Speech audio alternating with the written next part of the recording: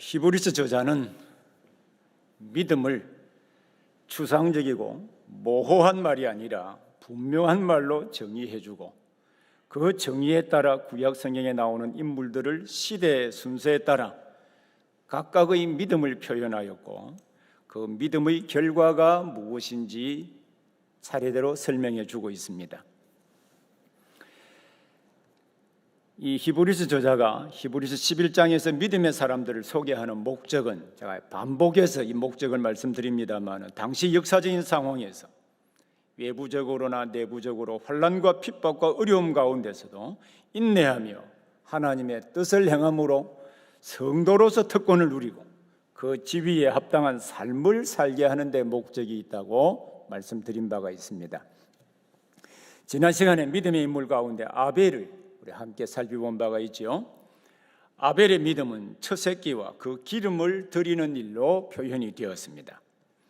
이는 하나님이 계시는 것과 하나님이 자기를 찾는 자들에게 상 주신이심을 믿는 믿음의 표현 가운데 하나였습니다.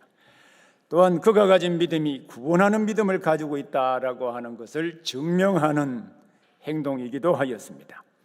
하나님은 아벨이 드린 이 예물을 받으시고 어떤 표적과 능력을 주셨는지 언급을 하고 있지 않습니다만은 아마 하나님께서는 그의 믿음이 확실함을 증언해 주셨을 것입니다.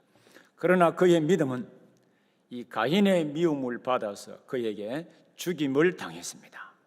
그러나 아벨이 비록 믿음을 지키다가 죽었다 할지라도 그의 영혼은 지금도 살아 있습니다.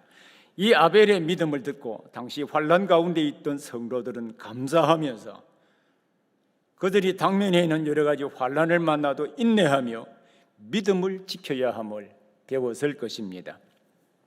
오늘 우리가 함께 살펴볼 내용은 히브리서 저자가 아벨에 이어서 두 번째로 소개하고 있는 에녹의 믿음에 관한 내용입니다. 오늘 설교의 주제는 하나님이 계시는 것과 하나님이 자기를 찾는 자들에게 상 주시는 분이심을 믿는 성도는 우리 시대가 원망하고 아첨하고 거짓을 말하는 사람들이 득세하는 것처럼 보인다 할지라도 에녹처럼 하나님을 기쁘시게 하는 삶을 살아야 에녹이 들어갔던 그 복된 나라에 들어갈 수 있다. 이것이 오늘 우리가 살펴볼 본문의 주제입니다. 그럼 이 주제를 중심으로 우리 첫 번째로는요, 에녹의 믿음이 어떻게 표현이 되었는지, 에녹의 믿음이 첫 번째로는 어떻게 표현되었는지를 살펴보겠고요.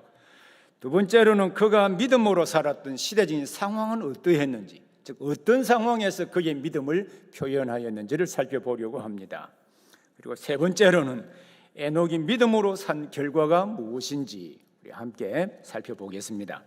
첫 번째로는요, 에녹의 믿음이 어떻게 표현되었는지를 우리 함께 살펴보겠습니다. 자, 히브리서 저자는 당시 환난과 핍박 가운데 있었던 성도들의 믿음을 격려하기 위해서 믿음의 인물들을 소개할 때 대부분 단 몇 줄로 소개했습니다. 하지만 우리가 그 글을 읽을 때 그들의 삶이 기록된 구약의 본문, 구약의 스토리가 머릿속에 연상될 수 있도록 기록을 했습니다. 성경의 에녹에 대한 기록은 성경에 몇 군데 기록이 되어 있습니다. 대표적인 본문이 창세기 5장 21절부터 24절입니다. 또한 신약 성경에서 바로 예수님의 동생 유다에 의해서 기록된 유다서에 이 에녹의 행적이, 또 에녹이 어떻게 하나님을 기쁘시게 하는 삶을 살았는지를 기록을 하고 있습니다. 우리는 이 본문들을 살피기 전에 먼저 히브리서 본문의 내용을 살펴보도록 하겠습니다. 히브리서 저자가 에녹의 믿음을 소개하면서 믿음으로 에녹은 죽음을 보지 않고 옮겨졌으니 하나님이 그를 옮기심으로 다시 보이지 아니하였느니라. 그는 옮겨지기 전에 하나님을 기쁘시게 하는 자라 하는 증거를 받았느니라 라고 하였습니다. 자, 에녹에 대해 말하기를 죽음을 보지 않고 하늘나라에 올라갔다는 것과 하늘로 올라가기 전에 하나님을 기쁘시게 하는 자라고 하는 증거를 받았다라고 했습니다. 바로 여기에 에녹의 믿음이 어떻게 표현이 되었는지 잘 보여주고 있습니다. 자, 그러면 에녹의 믿음은 어떻게 표현이 되었을까요? 우리 모두 다 믿음을 가지고 있지 않습니까?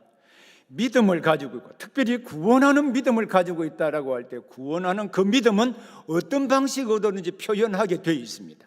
근데 아벨은 어떻게 그 믿음을 표현하고 있었는지 이 본문이 잘 함축적으로 보여주고 있습니다. 저자는 에녹이 죽음을 보지 않고 올라간 이유에 대해서 그는 옮겨지기 전에 하나님을 기쁘시게 하는 자라 하는 증거를 받았느니라 라고 하였습니다. 에녹이 죽음을 경험하지 않는 이유는 그가 세상에 살 때 하나님을 기쁘시게 했다, 하나님을 기쁘시게 했다는 것입니다.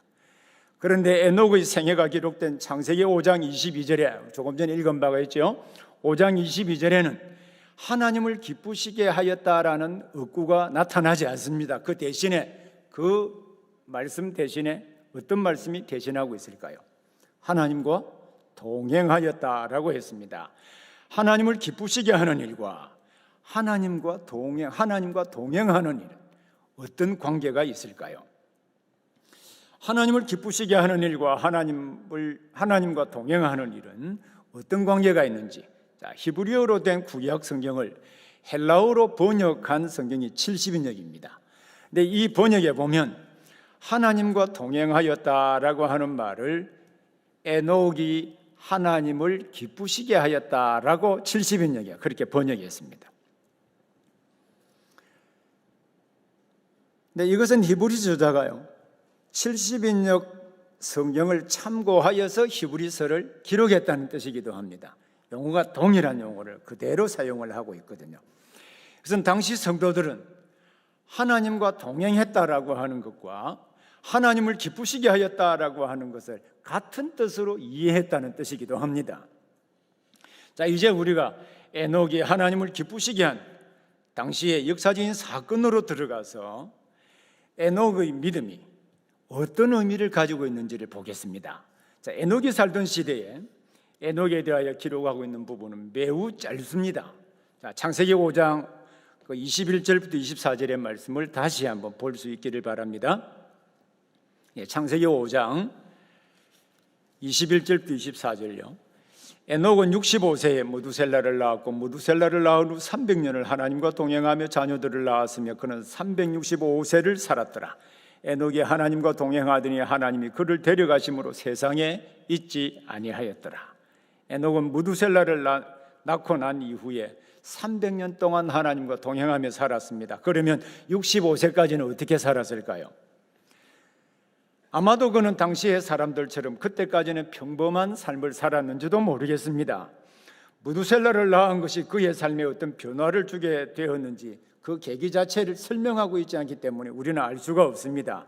성경에 거기에 대하여 기록하고 있지 않기 때문에 항상 모든 성경은 거기에 기록하지 않는다면 그것은 상상하거나 유추해서는 안 됩니다. 그러면 무두셀라를 낳은 후부터 하나님과 동행하는 삶, 곧 하나님을 기쁘시게 하는 삶을 살았다고 했는데 하나님을 기쁘시게 하는 생활은 어떤 삶일까요? 어떤 삶이 하나님과 동행하는 생활이고 어떤 삶이 하나님이 기뻐하시는 삶일까요? 성경에 하나님과 동행한다고 하는 표현들이 많이 나타나고 있습니다. 우리 에녹의 증손자 노아도 하나님과 동행하였습니다. 창세기 6장 9절을 그 뒤에 6장 9절을 한번 보시죠. 이것이 노아의 족분이라 노아는 의인이요 당대의 완전한 자라 그는 하나님과 동행하였으며 라고 했습니다. 이 하나님과 동행한다라고 하는 말의 문자적인 의미 자체는 하나님과 함께 걸어간다는 뜻입니다. 그리고 구약의 아모스 선지자는요, 여러분 아모스 3장 3절도 한번 찾아보시죠. 구약의 아모스 3장 3절. 성경 본문을 띄워주면 참 좋겠지만 성경 안 가지고 다니실까 싶어서. 아모스 3장 3절입니다.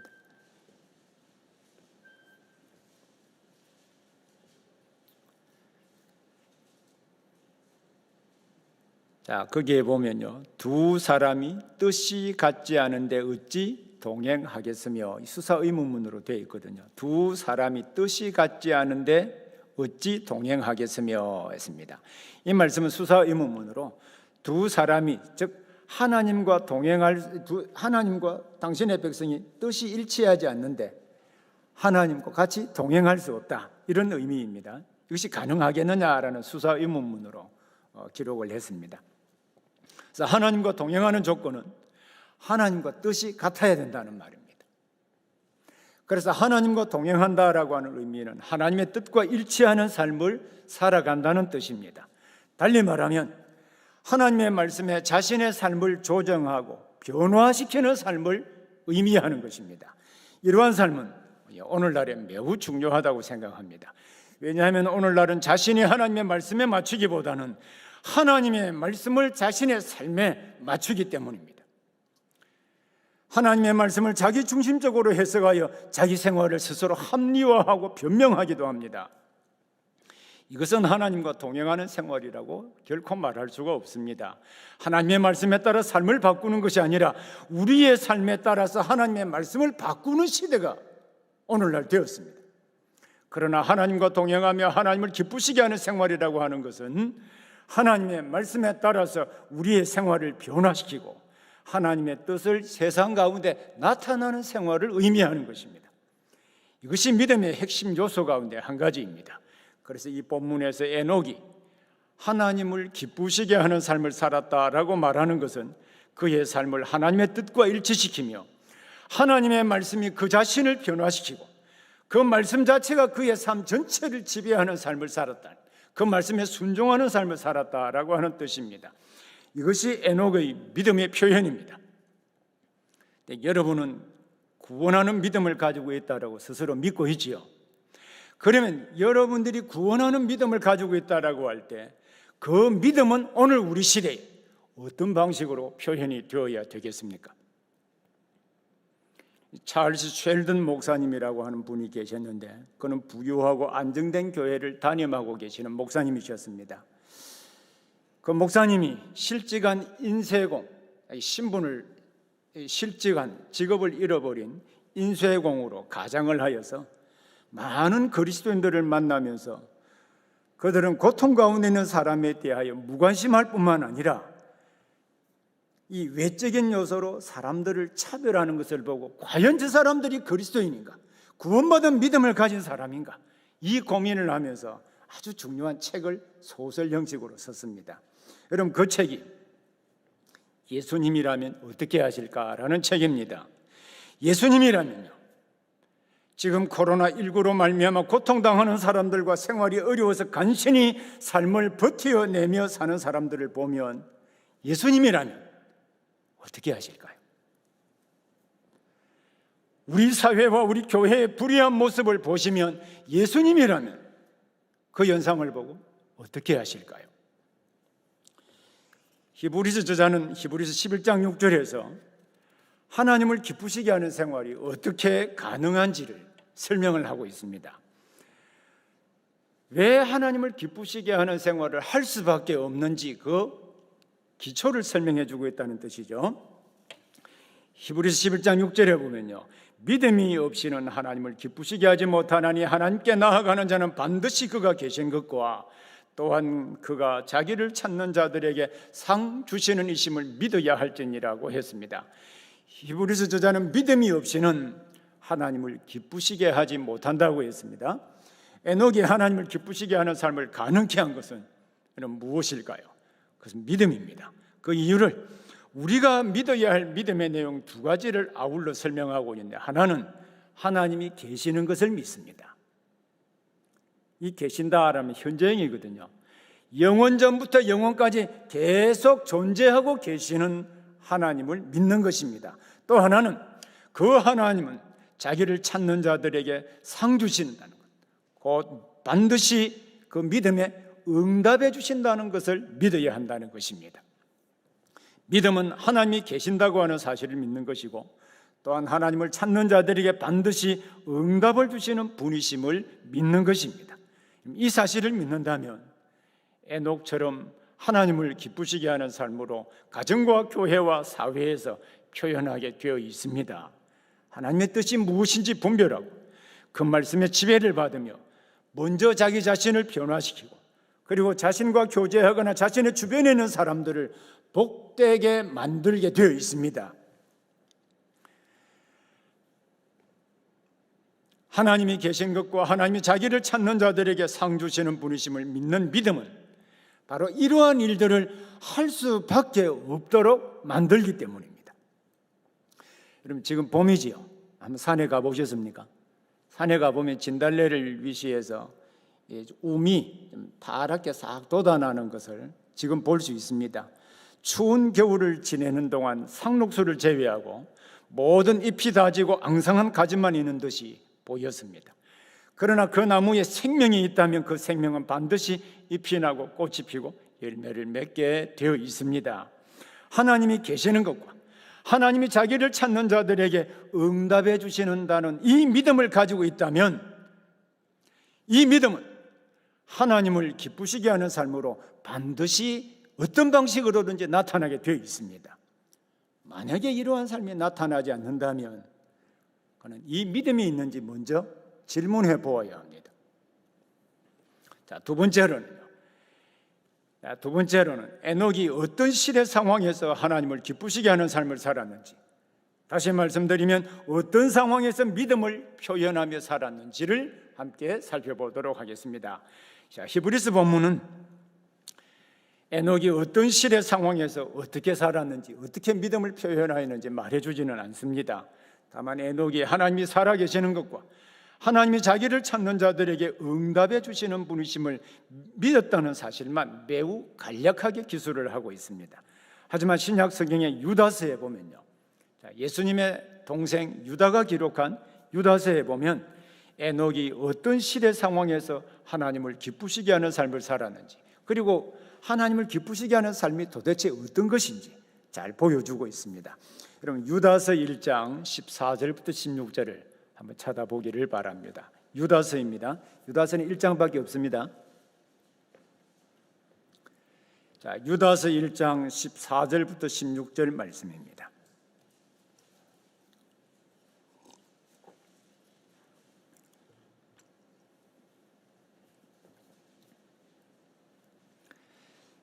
유다서 1장 14절부터 16절 말씀을 우리 함께 읽겠습니다.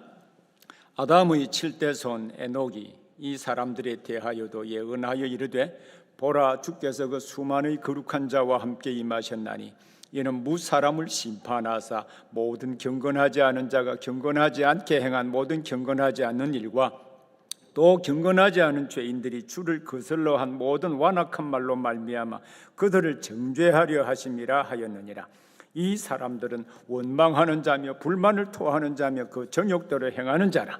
그 입으로 자랑하는 말을 하며 이익을 위하여 아첨하느니라. 방금 읽은 이 말씀, 이것이 에녹이 살았던 시대 상황입니다. 이 상황에서 하나님을 기쁘시게 하는 삶을 살았다는 뜻이죠. 우리가 이 말씀을 볼 때 에녹은 하나님께서 수많은 거룩한 자와 함께 임하셔서, 하나님의 거룩한 자, 천군 천사들과 대동하여 임하신다는 뜻입니다. 무사람을 심판하신다고 전파하며 살았습니다. 에녹은 하나님이 계시고 그 하나님은 수많은 거룩한 자와 함께 세상을 심판하실 것을 믿었습니다. 그는 하나님의 역사와 모든 사람을 심판하시는 분으로 믿었다는 뜻입니다. 창세기에는요, 에녹이, 창세기 여러분 5장 3절부터 쭉 읽어보면 알겠습니다만은 에녹이 아담의 6대 손으로 나타나 있습니다. 아담의 6대 손으로. 자, 그러면 셋의 계보를 앞에 또 한번 자막을 한번 보십시오. 자, 제일 먼저 아담입니다. 아담에게 태어난 사람이 가인과 아벨이죠. 가인이 아벨을 죽이지 않습니까? 그래서 아벨 대신에 다른 씨를 준 사람이 셋입니다. 이 셋의 계보. 다음 아벨, 셋이죠. 에노스, 게난, 마할랄렛, 다음에 야렛, 에녹, 무두셀라, 라멕, 노아 이렇게 되어 있습니다. 자, 에녹은 몇 번째입니까? 아담부터 계산하면 7번째이고요.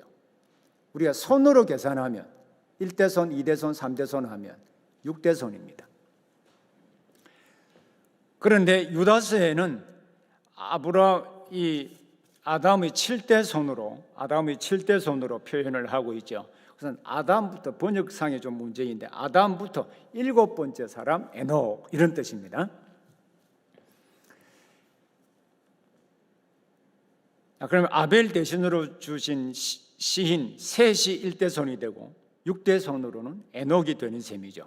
자, 제가 지금 에녹이 아담의 몇 대 손이냐라고 문제를 논의한 것은 사실 에녹이 살았던 시대적인 분위기를 이해하는 일과 밀접한 연관성을 가지고 있기 때문입니다. 자, 에녹은 어떤 시대에 살았을까요? 자, 아담은 가인과 아벨을 낳았으나 아벨이 죽임을 당함으로 그 대신에 셋이 1대 손이 되었습니다.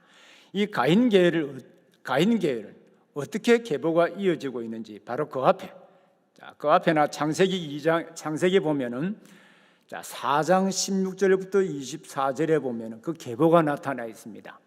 자, 그러면 여기 가인의 계보를 한번 보시죠. 가인의 계보를 아담, 다음 가인이죠. 에녹, 이름은 똑같습니다만 다른 사람이잖아요. 이랏, 무후야엘, 무드사엘, 다음 라멕입니다. 이 두 계보를 이제 서로 비교를 해보겠습니다. 서로 비교해 보시면 셋 계열의 에녹과 대조를 이루는 사람이 라멕입니다. 계산해 보시죠. 하나, 둘, 셋, 넷, 다섯, 일곱 번째죠. 뒤에 라멕도 일곱 번째입니다. 에녹과 동시대에 살았던 사람이 라멕입니다. 물론 당시의 나이 자체가 매우 수백 년을 살았기 때문에 같은 동시대가 겹치는 부분이 있습니다만 여기 일곱 번째가 동시대, 라멕과 동시대 사람인 것을 알게 해줍니다. 자, 라멕은 살인을 예찬하고 하나님을 대적하는 노래를 지어 불렀던 사람 가운데 한 사람이죠. 그 노래가 창세기 4장 23절부터 24절에 기록이 되어 있습니다. 한번 보시죠. 창세기 4장 23절 24절입니다.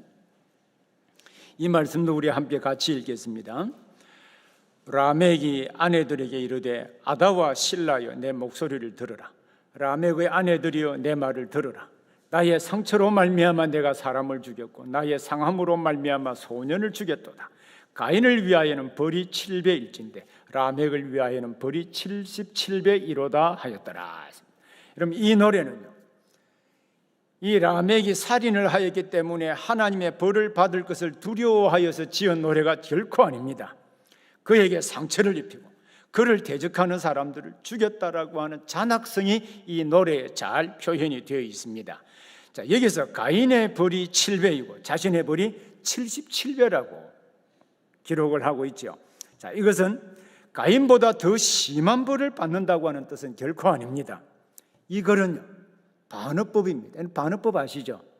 학교에서 많이 배우시잖아요. 반어법입니다. 반어법은 본래의 뜻을 강조하거나 표현의 효과를 높이기 위해서 실제 표현하고자 하는 뜻과 반대로 이야기하는 것입니다. 가까운 예를 하나 들어보면 저희 집에 딸이 3명 있거든요. 그중에 말을 잘 안 들을 수 있어요. 그중에 애 1명 보고 집에 나가라고 그러는 거예요. 그럼 부모가 정말 나가라는 뜻일까요? 나가지 말라는 뜻일까요? 나가라고 하는 것은 반어법입니다. 반어법.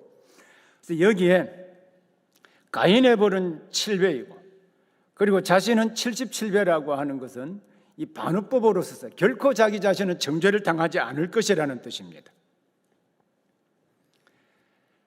그가 이렇게 말한 것은 사람을 죽여도 하나님이 심판하지 않는다고 하는 뜻입니다. 자, 이 라멕을 위시해서 라멕을 따르던 그 시대의 사람들은 하나님이 계시는 것을 믿었을까요? 안 믿었을까요? 하나님이 계시는 것을 믿으면 하나님이 계시고 심판하시는 분이 분명히 살아계신다는 사실을 믿는다면 이러한 말과 이러한 행동을 결코 할 수가 없지 않겠습니까?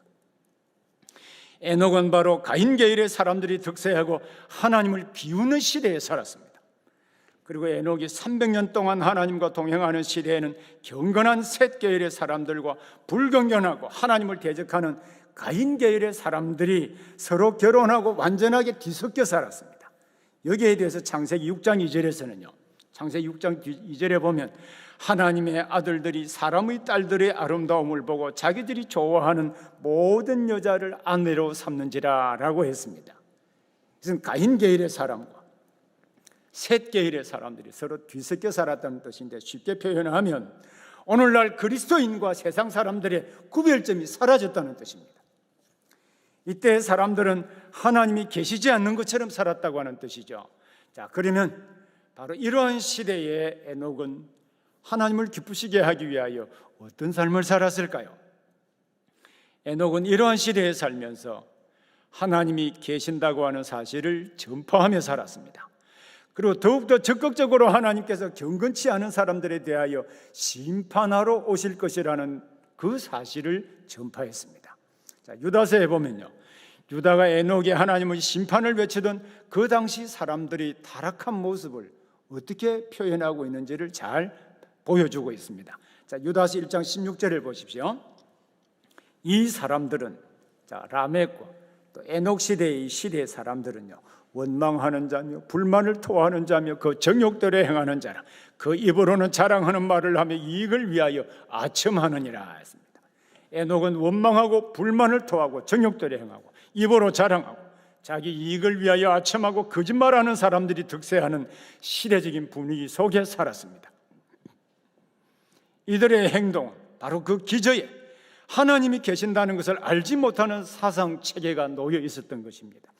하나님이 살아계신다고 하는 것과 악한 행동에 대하여 심판하신다는 사실을 알고 있었다면 이들이 감히 이러한 행동을 할 수 있었겠습니까? 이들은 하나님을 아는 지식을 가지고 살기보다는 자기 중심적으로 살았다는 것입니다. 에녹은 이러한 시대적인 분위기 가운데서 하나님과 동행하며 믿음을 지키며 더 적극적으로 당시의 사람들을 향하여 하나님의 심판을 외치며 살았습니다. 당시의 사람들이 하나님을 거스리 악한 행동을 하는 것을 보고 여러분들이 계속 악한 행동을 행한다면 살아계신 하나님의 심판을 받게 될 것입니다. 여러분의 악한 행동을 회개하고 바꾸십시오 라고 말했을 것입니다. 그는 하나님의 심판을 두려워하며 거룩한 삶도 아울러 살았을 것입니다. 왜냐하면 이러한 삶이 전제가 되어 있지 아니하면, 이러한 삶이 전제가 되어 있지 아니한다면 그가 전하는 메시지는 아무런 의미를 가질 수 없기 때문입니다. 그는 이 세상에 있는 300년 동안 하나님이 계시는 것과 하나님이 악을 행하는 자들을 심판하실 것이라는 메시지를 전파하며 살았습니다. 이 메시지가 효과 있게 하기 위해서 그 자신도 하나님을 두려워하며 거룩하고 깨끗한 삶을 살았습니다. 이것이 에녹이 하나님과 동행한 생활이요, 하나님을 기쁘시게 하는 생활이었습니다. 오늘날 우리가 믿음으로 살아가야 할 이 시대의 특징도 사실 에녹의 시대와 내용적으로 크게 다르지는 않습니다. 원망하고 시기하고 불만을 통하고 입으로 자랑하고 자기의 정욕대로 행하고 자기에게 돌아올 유익을 위해서는 온갖 거짓말과 아첨하는 말들을 서슴없이 행하고도 하나님에 대한 두려움이 전혀 없이 살고 있습니다. 하나님에 대한 두려움이 없이 우리 아이들이 잘 쓰는 말로 완전 겁을 상실하며 살고 있습니다. 우리는 이러한 시대를 어떻게 살아야 할까요? 여러분은 이 세상에서 믿음으로 살기를 원하십니까? 믿음으로 살기를 원하는 사람들은 무엇보다도 하나님이 계시는 것과 하나님이 자기를 찾는 자들에게 상 주시는 분이심을 믿어야 합니다. 자, 우리 교회가 속해 있는 총회의 신학대학원과 우리 총회의 신앙 이념은요, 신앙의 정통과 생활의 순결입니다. 신앙의 정통, 신앙의 올바른 신앙의 기초 위에서 생활을 순결하게 지켜 행한다는 것입니다. 이것이 이념입니다만 그 기본 정신은 라틴어로 된 코람 데오라는 말입니다. 이 코람이라고 하는 말은 앞에서라는 말이고요, 데오라는 말은 하나님이라는 말입니다. 그래서 하나님 앞에서 하나님이 계시고 하나님이 지켜보신다는 뜻으로 제롬이 번역한 라틴어 성경이 지금도 캐톨릭에서 쓰고 있거든요. 이 성경에 이 35번, 이 코람 데오라고 하는 말이 35번 나옵니다. 하나님이 계시고 우리 인간의 삶을 지켜보신다는 믿음에서 우리의 행동을 하나님의 말씀에 따라 살아야 한다고 하는 의미가 바로 코람 데오입니다. 그러나 저는 대학 시절부터 지난 32년 동안 이 대학과 신학대학원에서 가르치면서 하나님 앞에서 구호를 설교 때도 외치고 기도할 때마다 하나님 앞에서, 강의할 때마다 하나님 앞에 외치지만 정말로 하나님 앞에 사는 사람들을 만나보기는 정말 쉽지 않았습니다. 우리 교회는 개혁주의 신학 기초 위에 있는 교회로서 우리의 생활 원리가 하나님 중심, 성경 중심, 교회 중심의 생활 원리를 가지고 있습니다. 이 원리는 가치 판단의 기준이 하나님과 성경과 교회라는 말입니다. 근데 과연 오늘날 자칭 성도라고 하는 사람들의 가치 판단 기준이 하나님과 성경과 교회를 중심으로 생각하고 행동한다고 여러분 생각하십니까? 우리를 하나님 앞에서 양심이 부끄럽지 않고 적극적으로 하나님을 기쁘시게 하는 삶을 가능케 만드는 동적은 무엇일까요? 정말 하나님이 계시는 그 사실을 믿는 믿음일까요? 아니면 돈과 권력일까요? 무엇이 우리를 움직이는 동력일까요? 오늘날 성도들은 믿음을 지켜나가야 될 상황이 너무 어렵다고 말합니다. 그래서 상황에 따라서 하나님의 말씀이 바꿀 수밖에 없다라고 말하기도 합니다. 상황을 이야기하는 사람들은 상황에 따라 사는 방법이 다를 수 있다고 말을 하지요. 그 가운데 상황윤리학자 가운데 조셉 플래처라고 하는 사람이 있습니다. 상황윤리라고 하는 책을 썼는데요, 하나님의 말씀이 상황에 따라서 다르게 적용될 수 있다라고 하는 큰 논지를 가지고 여러 사례를 들어서 설명을 하고 있습니다. 이들의 이론에 따르면 상황에 따라 때로는 온갖 부도덕한 일도 선으로 둔갑될 수 있습니다. 시대적인 상황이 이렇기 때문에 어쩔 수 없이 이런 방법을 사용한다는 뜻이죠. 물론 상황에 따라 하나님의 말씀을 적용하기가 어려울 때가 사실상 많습니다. 하지만 우리는 꼭 한 가지 기억해야 될 것이 있습니다. 그것은 상황이 하나님의 말씀을 결정하는 것이 아니고 하나님의 말씀이 상황을 결정하는 것입니다. 우리가 에녹이 소유한 믿음을 가지고 있다면 우리가 어떤 시대적인 상황 가운데 놓여 있다 할지라도 악을 멀리하고 하나님을 기쁘시게 하는 삶을 살아야 합니다. 히브리서 저자가 에녹의 믿음을 소개해주고 있는 것은 우리도 에녹처럼 살아야 한다는 것을 가르쳐주기 위함입니다.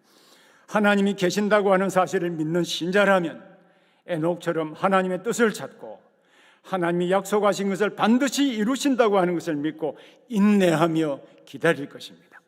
에녹은 당시에 사람들이 부도덕한 일에 대하여 하나님이 심판하실 것을 외치며 또 그가 실제로 거룩하고 하나님을 두려워하는 삶을 살면서 그것을 증거했습니다. 그러나 그는 하나님이 어떤 방식으로 심판하실 것인지는 알지 못했습니다. 하나님의 응답이 더딘 것처럼 보였을 것입니다. 하나님이 어떤 방식으로 심판하실지 몰라서 때로는 답답한 마음도 가졌을 것입니다. 단순히 그가 알고 있는 지식은 하나님이 살아계셔서 역사를 통치하신다고 하는 것과 악한 일을 행한 자에게 대해서는 반드시 심판하신다는 그 사실은 믿었던 것처럼 보입니다.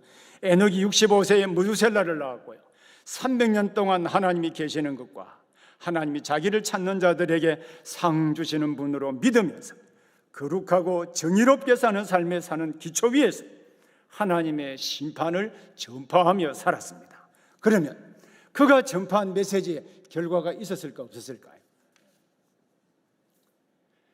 근데 그 뒤의 역사를 보면 에녹이 믿은 대로, 에녹이 전파한 대로 그의 정손자인 노아 시대에 하나님은 큰 홍수로 그 불경건한 세상을 심판하셨습니다. 에녹이 무두셀라의 나이가 성경 안의 인물 가운데 가장 나이가 많지요. 가장 오래 산 사람으로 969세를 살았습니다. 그가 죽은 다음에 곧 노아의 나이 600세에 하나님께서 홍수로 그 세대 사람들을 다 멸망시켰습니다. 다 심판하셨습니다. 하나님은 에녹이 사역한 65세를 기준으로 한다면 970년 만에 심판하신 셈이 되고, 하늘로 간 300년 뒤에 365세를 기준으로 하면 670년 뒤에 악을 행한 사람들을 심판하신 결과가 됩니다. 이 역사를 통해 하나님께서는 분명히 살아계셔서 성도들의 간구를 들으신다고 하는 사실을 에녹의 삶을 통하여 반드시 증명해 주신 것은 사실입니다. 이것은 모든 시대의 성도들이 하나님이 계신 것을 믿어야 한다는 것을 증거해 주기도 합니다. 그리고 하나님은 자기를 찾는 자들에게 반드시 응답해 주신다고 하는 사실도 믿어야 합니다. 이 믿음은 우리의 삶을 하나님의 말씀에 따라 자신의 삶을 조정하고 변화시키면서 이웃과 사회에 유익한 사람으로 살게 만들기 때문입니다. 세 번째는 에녹이 불경건한 가인 계열의 사람들이 득세하는 그 시대에 그의 믿음에 따라 하나님을 기쁘시게 하는 삶을 살았던 결과가 무엇인지, 에녹이 하나님을 기쁘시게 하는 삶을 살았을 때 그에게 주신 하나님의 상급이 무엇인지를 함께 살펴보겠습니다. 히브리서 11장 5절을 다시 보십시오. 믿음으로 에녹은 죽음을 보지 않고 옮겨졌으니 하나님이 그를 옮기심으로 다시 보이지 아니하였느니라. 여기에서 우리가 주의를 기울여 보아야 할 대목이 있습니다. 그것은 에녹이 믿음으로 말미암아 죽음을 보지 않고 하늘로 갔다는 것입니다. 이것은 믿음의 궁극적인 결과가 어떤 것인가, 우리가 믿는 믿음의 궁극적인 목표가 어디인가라고 하는 것을 보여주고 있습니다. 그래서 믿음으로 살 때 들어가게 될 새로운 세계, 새로운 나라가 있다는 것입니다. 성경에 보면 죽음을 보지 않고 하늘나라로 간 사람이 두 사람이 있습니다. 한 사람은 에녹이고 또 한 사람은 누구일까요? 엘리야입니다. 그 사람 지금 어디 있을까요? 에녹은 믿음으로 죽음을 보지 않고 하늘로 올라갔습니다. 이것은 이 세상 외에 영원히 살 수 있는 하늘나라가 존재한다는 것을 에녹이 죽음을 보지 않고 하늘로 데려감으로 보여주셨습니다. 여러분은 이 나라에, 에녹이 갔고 엘리야가 먼저 갔던 그 나라에, 주님께서 우리의 구속을 이루시고 갔던 그 나라에 소망을 두고 살고 있습니까? 히브리서 저자가 이 편지를 쓴 때에 교회는 많은 환난과 핍박을 받는 상태에 놓여 있었습니다. 당시의 사람들은 사람들의 비난을 받기도 하고 환난으로 사람들이 구경거리가 되기도 하였고 심지어 복음 때문에 죽임을 당하기도 하였습니다. 히브리서 저자는 이러한 상황 가운데서도 계속하여 믿음으로 살아야 한다는 것을 보여주고 있습니다. 여기서 히브리서 저자가 에녹이 믿음으로 말미암아 죽음을 보지 아니하고 하늘나라에 갔다고 하는 사실을 가르쳐주는 것은 우리 믿음의 결국이 무엇인가, 우리가 이 시대에 몇 년 살고 싶습니까? 제가 종종 우리 가르치는 학생들뿐만 아니라 우리 새 가족을 가르치면서 이 땅에 살면서 몇 년 동안 살 것 같습니까? 라고 묻습니다. 지금은 100세 시대라고 다 말은 하기 때문에 다 100세까지는 살고 싶지요. 살면은 참 희망상하긴 하지만 어쨌든 우리 70, 80, 90, 100세까지 사는 시대가 된 것은 틀림이 없습니다. 그러나 그 시대가 전부라고 한다면 우리는 주 예수 그리스도를 믿으며 하나님을 기쁘시게 살 이유가 어디에 있겠습니까? 우리가 사는 70년, 80년, 90년이 전부라고 한다면 이 땅에 믿음으로 살아야 할 이유가 어디 있을까요? 우리는 영원한 세계가 있기 때문에 그 세계 때문에 이 땅의 짧은 생애라 할지라도 의미 있게 보람 있게 살게 되는 것입니다. 결국 믿음의 결국인 완전한 하나님의 나라를 이 에녹의 삶을 통하여 보여주므로 당시의 성도들에게 위로를 주고자 하기 위해서 바로 이 히브리서를 썼던 것입니다. 그래서 우리 믿음의 궁극적인 목적은 에녹처럼 완전한 하나님 나라에 들어가서 영원한 생명을 얻고 하나님과 함께 주 예수 그리스도와 함께 영원히 교제하며 사는 것입니다. 또한 믿음은 우리에게 영원한 생명을 얻게 만드는 중요한 방편이 되기도 합니다. 믿음의 중요성은 바로 여기에 있습니다. 그리고 히브리서 저자는 에녹이 하나님 나라에 들어가게 될 조건을 하나님을 기쁘시게 하는 생활과 연관지어 설명을 하고 있습니다. 에녹이 죽지 않고 하나님 나라에 들어갈 수 있었던 것은 하나님이 계시는 것과 하나님이 자기를 찾는 자들에게 상 주시는 분이심을 믿었기 때문입니다. 이 사실을 믿는다면 하나님과 동행하며 하나님을 기쁘시게 하는 삶을 살 수 있습니다.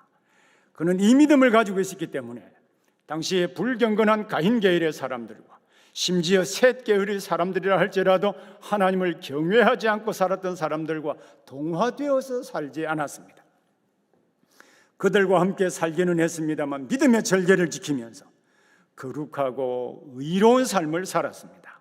이뿐만 아니라 불경건한 사람들에게 임하게 될 하나님의 심판을 외치며 살았습니다. 경건치 않은 사람들에게 하나님의 심판과 하나님이 계신다고 하는 사실을 증거하며 살았습니다. 히브리서 저자는 이러한 에녹을 가리켜서 하나님을 기쁘시게 하는 자다. 또 구약 성경엔 하나님과 동행하는 삶을 살았다라고 표현을 하고 있습니다. 우리는 불경건한 이 세상 가운데 살면서 에녹이 보여주었던 하나님과 동행하는 삶, 하나님을 기쁘시게 하는 삶을 실천해야 합니다. 우리가 이러한 삶을 살아갈 때 이 세상에서도 하나님이 우리와 함께 하시는 경험을 하게 될 뿐만 아니라 에녹이 먼저 간 그 영원한 하나님의 나라에도 들어가게 될 것입니다. 우리는 이 완전한 나라에 들어가기까지 이 세상에서 인내하며 우리의 믿음을 지키며 살아가야 합니다. 때로 믿음은 인내를 요구하기 때문입니다. 에녹 시대에는 그의 정손자인 노아 시대에 하나님은 홍수로 심판하셨습니다마는 지금은 언제 어떤 방법으로 심판하실는지 모릅니다. 혹시입니다. 혹시나 에녹이 65세에 무두셀라를 낳았고 300년을 하나님과 동행하며 하나님이 계시는 것과 하나님의 의를 전파하며 살았습니다. 그래서 무두셀라의 나이가 969세인데 정확하게 969년이 지난 후인 노아의 나이 600세에 홍수로 심판하시기 때문에 적어도 지금 우리가 살고 있는 이 세대에는 심판이 오지 않는다고 착각하며 살고 있지는 않은지 모르겠습니다. 하나님의 시계가 지금 이 시대는 훨씬 더 빨리 돌아갈 수 있습니다. 악한 자의 종말이 바로 오늘 밤이 될 수도 있습니다. 우리의 믿음대로 지금 이 시간에 하나님이 계시는 것과 자기를 찾는 자들에게 응답해 주심으로 하나님의 존재를 언제든지 드러내실 수도 있습니다. 이뿐만 아니라 불경건하게 살면서도 경건한 채 위장하며 사는 위선도 하나님께서 드러내어 심판하실 것입니다.